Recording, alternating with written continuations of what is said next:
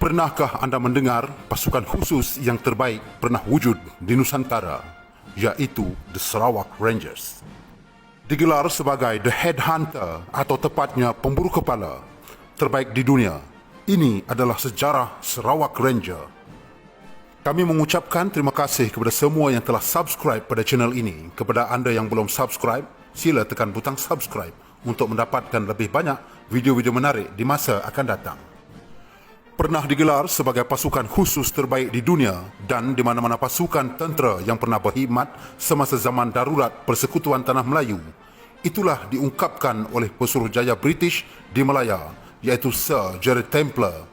Pasukan ini digelar sebagai The Sarawak Headhunter. Digelar Headhunter atau pemburu kepala kerana pahlawan-pahlawan Iban ini akan memenggal kepala musuh untuk dibawa balik sebagai trofi dan ianya akan diletakkan di rumah panjang. Perkara ini sudah tentunya dapat meruntuhkan moral musuh yang mereka hadapi.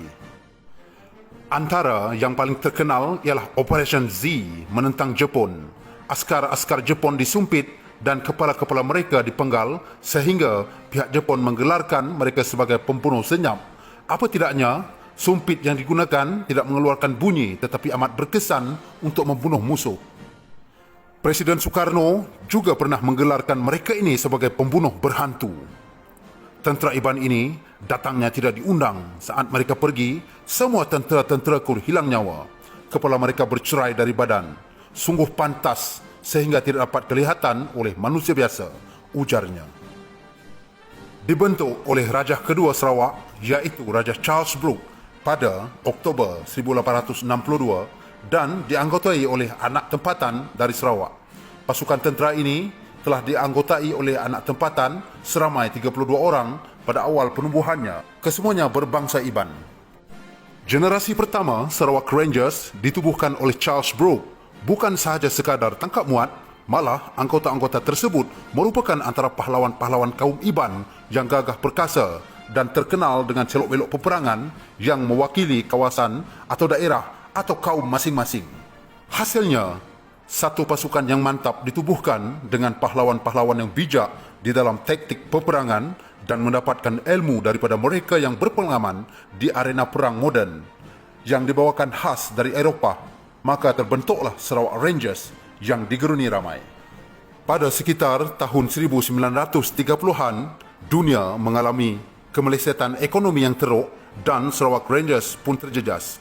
Oleh itu, pasukan ini dibubarkan secara rasmi dan mereka terpaksa pulang ke kampung halaman masing-masing. Namun begitu, terdapat juga segelintir daripada mereka yang secara sukarela diserap menjadi pasukan polis Sarawak. Namun selepas itu, pasukan ini kembali lagi beraksi dan berbakti kepada negara apabila Sarawak menghadapi Perang Dunia Kedua. Maka dengan itu, pasukan ini dibentuk sekali lagi untuk mempertahankan Sarawak sebagai persediaan untuk menghadapi Perang Dunia Kedua. Charles Vannerbroek membentuk Sarawak Rangers kembali untuk tujuan pertahanan.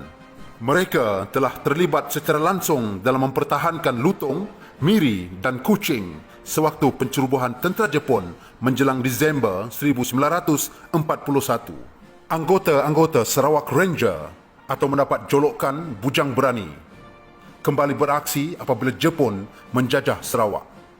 Sarawak Ranger pada ketika itu merupakan pertahanan terakhir untuk Sarawak dan pertempuran di Kuching telah memaksa pasukan tersebut untuk berundur kerana kekuatan tentera Jepun pada waktu itu lebih kuat daripada mereka.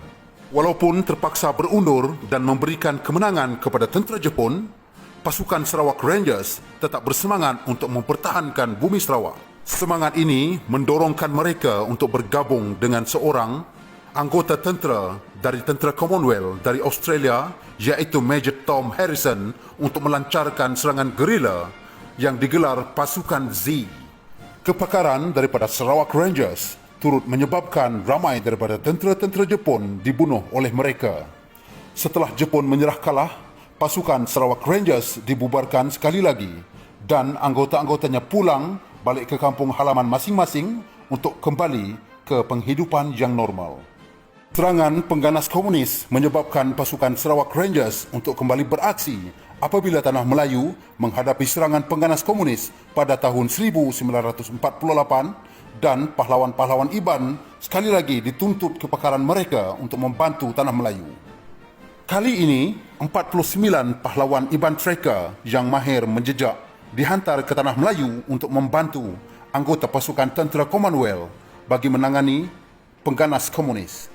Kemahiran mereka diiktiraf dan dipuji oleh sebaya mereka iaitu Regimen Askar Melayu apabila mereka berjaya menjejaki musuh di dalam hutan dan dikatakan kepakaran mereka sememangnya tiada tolok banding